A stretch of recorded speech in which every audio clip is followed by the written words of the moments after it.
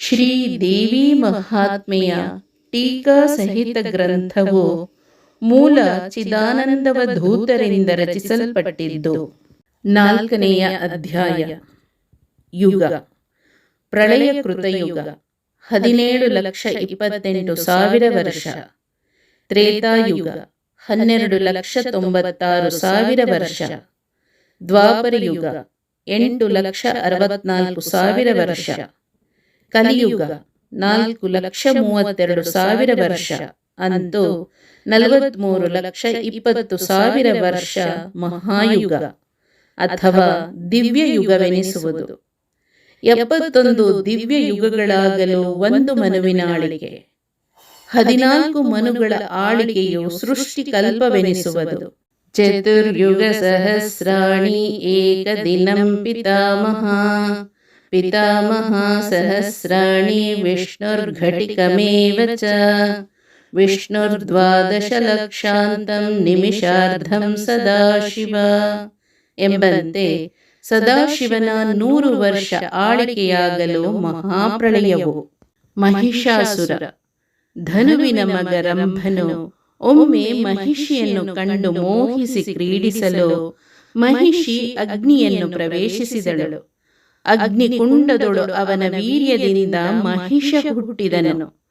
ಅವನು ಮೇರು ಪರ್ವತದಲ್ಲಿ 10,000 ವರ್ಷ ತಪಸ್ಸು ಮಾಡಿ ಸ್ತ್ರೀಯರು ತನ್ನನ್ನು ಸಂಹರಿಸಲಾರರು ಎಂದು ಯೋಚಿಸಿ ದೇವದಾನವ ಮನುಷ್ಯಾದಿ ಯಾವ ಪುರುಷರಿಂದಲೂ ತನಗೆ ಮರಣವಾಗದಂತೆ ವರವ ಪಡೆದಿದ್ದನು. ಆದ್ದರಿಂದ ಬ್ರಹ್ಮಾದಿಗಳು ದೇವತೆಗಳ ಕಷ್ಟ ಕಳೆಯಲು ಸಮರ್ಥರಾಗಲಿಲ್ಲ. ಕಡೆಗೆ ಅವರು ಶಕ್ತಿ ಅಂಶದಿಂದುಂಟಾದ ಸ್ತ್ರೀಯಾದರೆ ಅವನನ್ನು ಕೊಲ್ಲಬಹುದು. ಆದ್ದರಿಂದ ನಿಮ್ಮ ನಿಮ್ಮ ಶಕ್ತಿಯನ್ನು ಪ್ರಾರ್ಥಿಸಿರಿ. ಎಲ್ಲ ಶಕ್ತಿಗಳು ಒಟ್ಟಾಗಿ ಮಹಾಲಕ್ಷ್ಮಿ ಎಂಬ ಸ್ತ್ರೀಯಾಗುವಳು. ಆಕೆಯು ಅವನನ್ನು ಸಂಹರಿಸುವಳೆಂದು ನಿರ್ಧರಿಸಿದರು. ವಿಚಾರ. ಮಹಿಷ ಅಂದರೆ ಕೋಣ, ಅಸುರ ಅಂದರೆ ನಿಶಾಚರ. ಅಜ್ಞಾನದಲ್ಲಿ ಚರಿಸುವವನು ಅಂದರೆ ಕೋಣದಂತೆ ಮದವುಳ್ಳವನಾಗಿ ಅಜ್ಞಾನದಲ್ಲಿ ವರ್ತಿಸುವ ಜೀವನು ಮಹಿಷಾಸುರನು. ಬೀಜವೇ ವೃಕ್ಷವಾದಂತೆ ದೇವಿಯೇ ತನ್ನ ಲೀಲಾ ಮಾತ್ರವಾಗಿ ಜಗದ್ರೂಪಳಾಗಿರುವುದರಿಂದ ಸರ್ವ ವಸ್ತುಗಳು ಸರ್ವ ವ್ಯವಹಾರವು ದೇವಿಯವೆಂದು ತಿಳಿಯದೆ ಅಜ್ಞಾನವಶನಾಗಿ ಶರೀರಾದಿಗಳು ಸಿರಿ ಸಂಪತ್ತುಗಳು ನನ್ನವು, ನಾನೇ ಕರ್ತ ನಾನೇ ಭೋಕ್ತ ಎಂದು ಅಷ್ಟಮದಗಳುಳ್ಳವನೇ ಮಹಿಷಾಸುರನೆನಿಸುವನು. ದುಷ್ಟ ಆತ್ಮಾಭಿಮುಖ ಮಾರ್ಗ ಬಿಟ್ಟು ವಿಷಯಾಭಿಮುಖ ಮಾರ್ಗದಲ್ಲಿರುವನು. ಭ್ರಷ್ಟ ತನ್ನ ವರ್ಣಾಶ್ರಮ ಧರ್ಮವನ್ನು ಬಿಟ್ಟು ನಿಷಿದ್ಧ ಕರ್ಮದಲ್ಲಿ ವರ್ತಿಸುವನು. ದೇವತೆಗಳು ವಾಕು, ಪಾಣಿ, ಪಾದ, ಉಪಸ್ಥ, ವಾಯು ಈ ಕರ್ಮೇಂದ್ರಿಯಗಳಿಗೆ ಕ್ರಮವಾಗಿ ಅಗ್ನಿ, ಇಂದ್ರ, ಉಪೇಂದ್ರ, ಬ್ರಹ್ಮ, ಯಮರು ಅಧಿದೇವತೆಗಳು. ಶ್ರೋತ್ರ, ತ್ವಚ, ಚಕ್ಷು, ಜಿಹ್ವ, ಘ್ರಾಣ ಈ ಜ್ಞಾನೇಂದ್ರಿಯಗಳಿಗೆ ಕ್ರಮವಾಗಿ ದಿಕ್ಪಾಲ, ವಾಯು, ಸೂರ್ಯ, ವರುಣ, ಅಶ್ವಿನಿ ಕುಮಾರರು ಅಧಿದೇವತೆಗಳು. ಮನ, ಬುದ್ಧಿ, ಚಿತ್ತ, ಅಹಂಕಾರ ಈ ಅಂತಃಕರಣಗಳಿಗೆ ಚಂದ್ರ, ಬೃಹಸ್ಪತಿ, ವಾಸುದೇವ, ರುದ್ರರು ಅಧಿದೇವತೆಗಳು. ಈ 24 ಇಂದ್ರಿಯಾಂತಃಕರಣಗಳು ಕೇವಲ ಸತ್ಕರ್ಮದಲ್ಲಿ ವರ್ತಿಸುವಾಗ ದೇವತೆಗಳು ಅಂದರೆ ಜ್ಞಾನದಲ್ಲಿ ಚರರು ಎನಿಸುವರು. ದೈವೀ ಸಂಪತ್ತು ದೇವತೆಗಳು, ಅಸುರೀ ಸಂಪತ್ತು ರಾಕ್ಷಸರು ಎನಿಸುವರು. ಮಹಿಷನು ಮೊದಲು ದೇವಿಯಲ್ಲಿ ಅತ್ಯಂತ ಭಕ್ತಿಯುಳ್ಳವನಾಗಿದ್ದನು. ಕಡೆಗೆ ಐಶ್ವರ್ಯ ಮದದಿಂದ ದೇವಿಯ ಉಪಾಸನಾ ಮರೆತು ಚಿಕ್ಷುರ ಅಂದರೆ ಕಾಮ, ರುದಗ್ರ ಅಂದರೆ ಕೋಪ, ರಸಿಲೋಮ ಅಂದರೆ ಲೋಭ, ಬಿಡಾಲ ಅಂದರೆ ಮೋಹ ಈ ಅಸುರೀ ಸಂಪತ್ತೆಂಬ ಮಂತ್ರಿಗಳಿಂದ ಸತ್ಕರ್ಮಪರರಾದ ಇಂದ್ರಿಯಾಂತಃಕರಣಗಳೆಂಬ ದೇವತೆಗಳನ್ನು ತನ್ನಾಧೀನ ಮಾಡಿಕೊಂಡು ಅಂದರೆ ದುಷ್ಕರ್ಮ ಪ್ರವೃತ್ತರನ್ನಾಗಿ ಮಾಡಿ ಎಲ್ಲರಿಗೂ ತಾನೇ ದೇವರಾಗಿ ಕುಳಿತನು. ಮಹಾಲಕ್ಷ್ಮಿ ಕೋಪ ಮಿಶ್ರಿತ, ಅಂದರೆ ಸರ್ವ ದೇವತೆಗಳ ತೇಜಸ್ಸಿನ ಸಮುದಾಯ. ನಾರಿ ಅಂದರೆ ಚಿಚ್ಚಕ್ತಿ. ಈಕೆಗೆ ಅಹಿಂಸ, ಸತ್ಯ, ಆಸ್ತೇಯ, ಬ್ರಹ್ಮಚರ್ಯಾದಿ ಸಾತ್ವಿಕ ಗುಣಗಳೇ ಪರಿಚಾರಕರು. ಶ್ರುತಿ ಸ್ಮೃತಿ ಪುರಾಣಗಳೇ ಆತ್ಮಸತ್ಯ ಜಗನ್ಮಿಥ್ಯ ಎಂದು ಹೊಗಳುವ ಭಟಂಗಿಗಳು. ಆತ್ಮಾಹಂ ಶಿವೋಹಂ ಎಂಬ ಸ್ವಜ್ಞ ಪ್ರಿಯೇ ಧನು.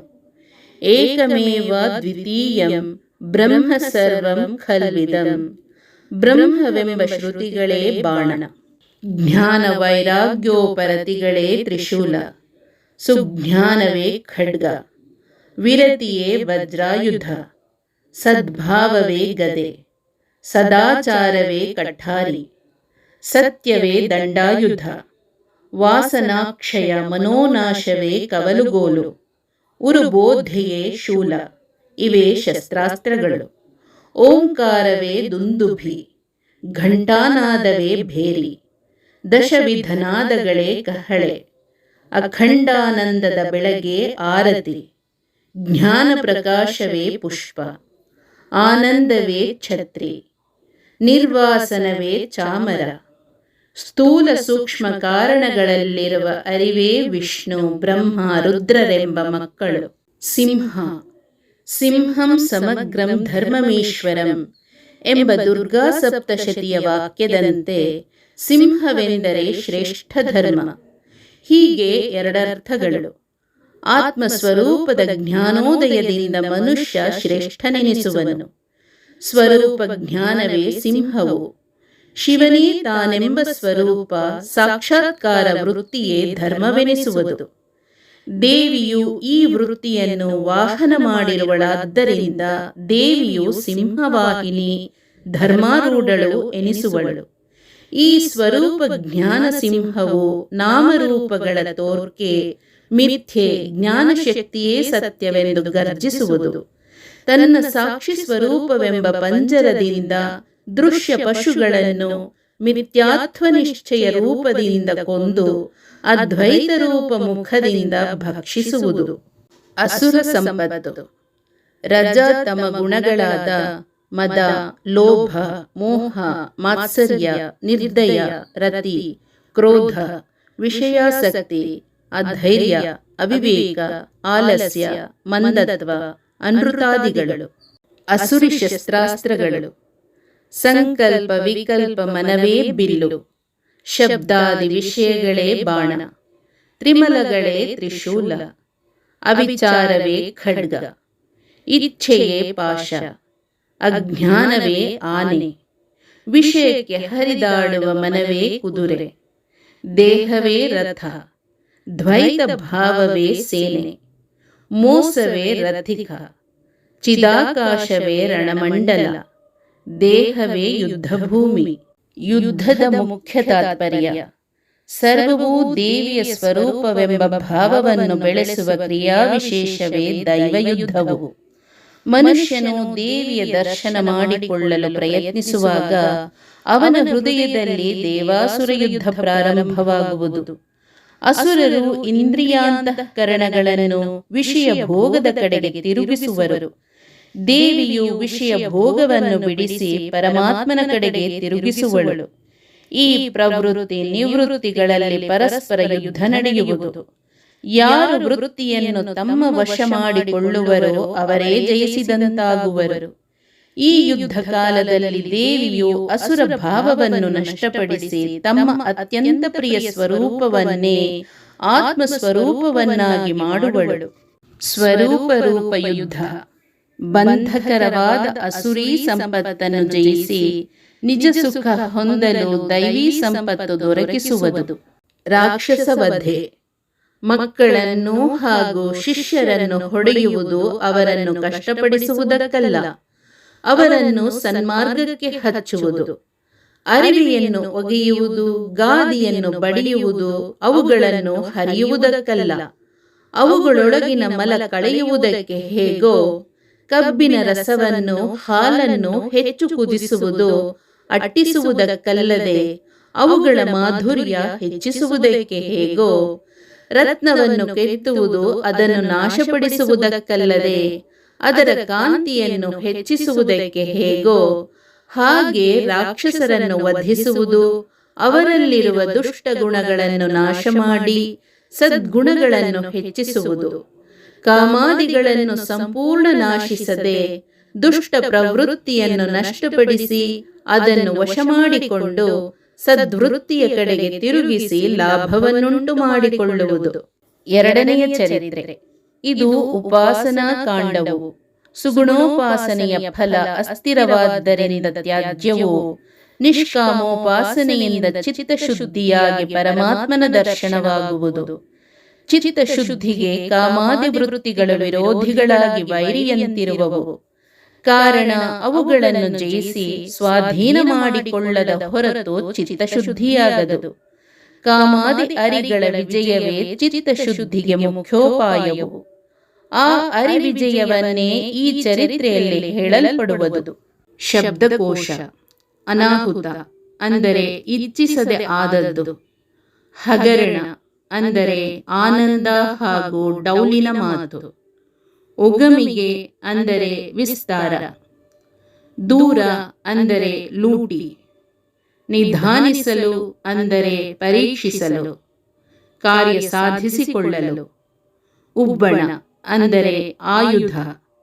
ಸಿಂಧುವತೇತ್ತಿಸು ಅಂದರೆ ನಿಶಾನಿ ಹಿಡಿಸು.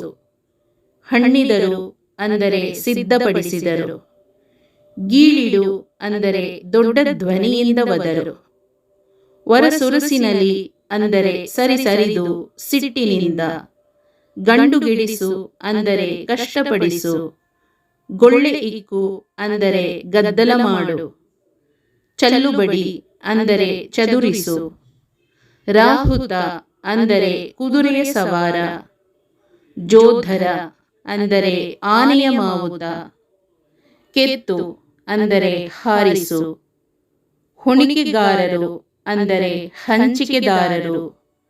ಉಗಿದು ಅಂದರೆ ಎಳೆದು. ರಂಚೆ ಅಂದರೆ ಆನೆ ಕುದುರೆ ಜೂಲ.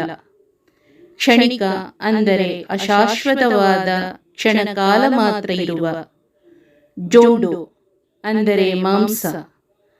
ಕಸಮಲವು ಅಂದರೆ ಹೊಲಸು. ಯಾ ದೇವಿ ಸರ್ವಭೂತೇಷು ಮಾತೃರೂಪೇಣ ಸಂಸ್ಥಿತಾ ನಮಸ್ತಸ್ತೈ ನಮಸ್ತಸ್ತೈ ನಮಸ್ತಸ್ತೈ ನಮೋ ನಮಃ.